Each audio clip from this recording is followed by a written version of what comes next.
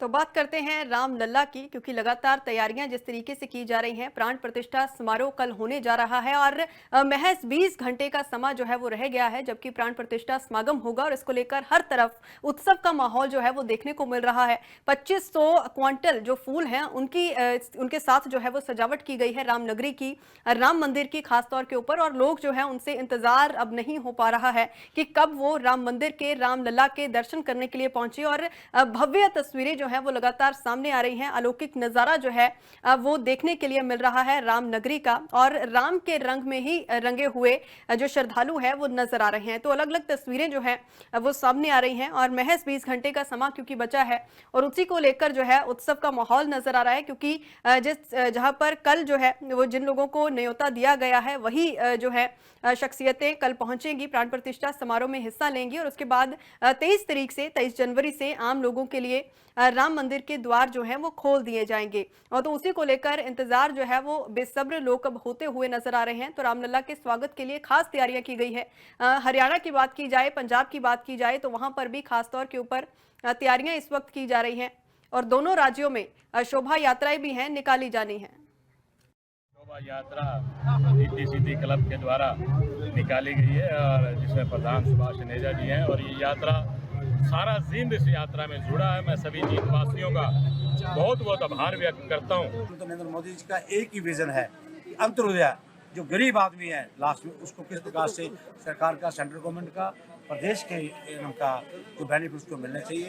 ये मैं कहूँगा प्रधानमंत्री नरेंद्र मोदी जी की और मनोहर जी की जोड़ी, दोनों की जोड़ी गरीबों की बड़ी सोच कर रही है, गरीबों के लिए कार्य कर रही है। हमारे प्रधानमंत्री जी नरेंद्र मोदी जी एक गरीब घर से आए, गरीबों की कठिनाइयों को, दिक्कतों को, दुखों को उन्होंने बहुत नजदीक से देखा है।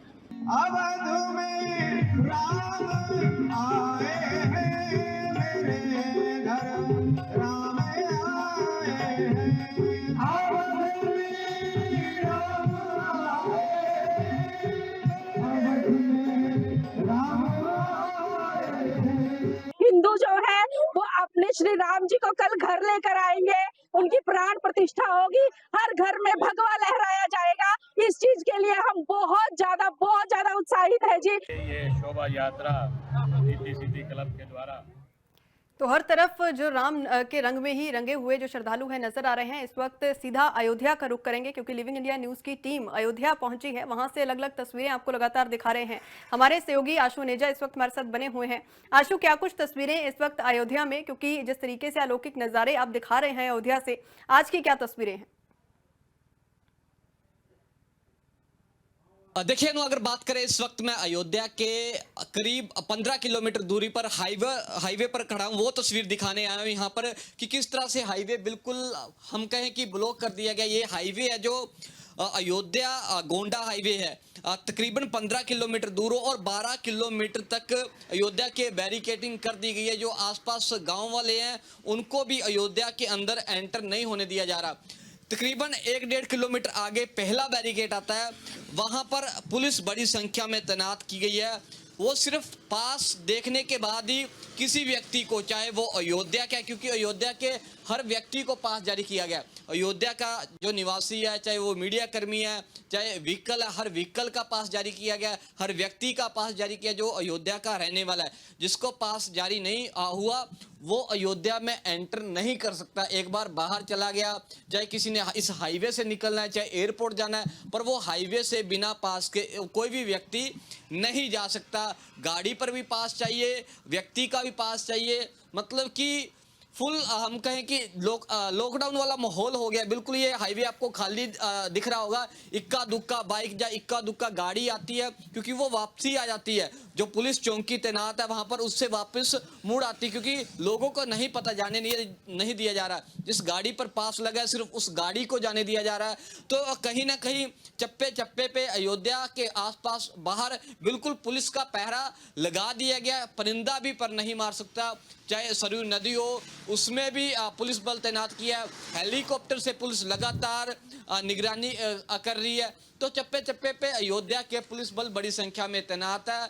लोग जो आसपास है वो कहीं ना कहीं परेशान काफ़ी हो रहे हैं, क्योंकि दूसरी जगह पर जाना, यहाँ तक कि अगर एम्बुलेंस में मरीज नहीं है तो एम्बुलेंस को भी जाने नहीं दिया जा रहा। सिर्फ मरीज जिस एम्बुलेंस में है उसी एम्बुलेंस को जाने दिया जा रहा है। हाईवे से गुजरने में लोगों को बड़ी दिक्कत हो रही है, क्योंकि लखनऊ साइड जाना होता है, फ्लाइट लोगों की है तो कईयों की फ्लाइट मिस हो रही है, तो कहीं ना कहीं लोग सड़कों पर बैठे हुए हैं यहाँ पर।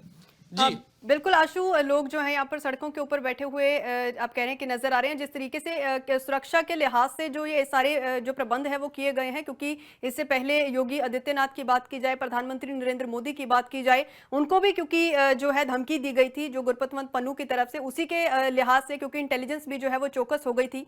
तो इसी के लिए क्या ये प्रबंध जो है पूरे तौर के ऊपर किए जा रहे हैं, क्योंकि अलग अलग शख्सियतें जो है वो कल पहुंचने वाली हैं? हाँ देखिए, बिल्कुल गुरपतवंत सिंह पन्नू के द्वारा योगी आदित्यनाथ को 22 तारीख को मारने की धमकी दी गई थी, तो उसके चलते भी लिहाजा कहीं ना कहीं प्रधानमंत्री का प्रोटोकॉल है, देश की बड़ी बड़ी हस्तियां आ रही है, 8000 के करीब ये फंक्शन में लोग मौजूद रहेंगे, तो कहीं ना कहीं इतनी बड़ी शख्सियत देश की आ रही है, तो इसी वजह से ये प्रोटोकॉल अपनाया गया। बिल्कुल बिल्कुल ठीक है आशु, धन्यवाद फिलहाल सारी जानकारी के लिए। तो यहाँ पर प्रबंध जो है वो खास तौर के ऊपर किए गए हैं। इसके आगे बढ़ते हैं, बात करते हैं पानीपत की, जहां पर भव्य शोभा यात्रा निकाली जाएगी और शोभा यात्रा से रामलला का स्वागत किया जाएगा। सीएम मनोहर लाल और कैलाश खेर बता दें कि इसमें शामिल होंगे। सुरक्षा के लिहाज से NH 44 को जो है वो बंद कर दिया गया है और शहर के कई रूट भी जो है उनको डाइवर्ट किया गया है।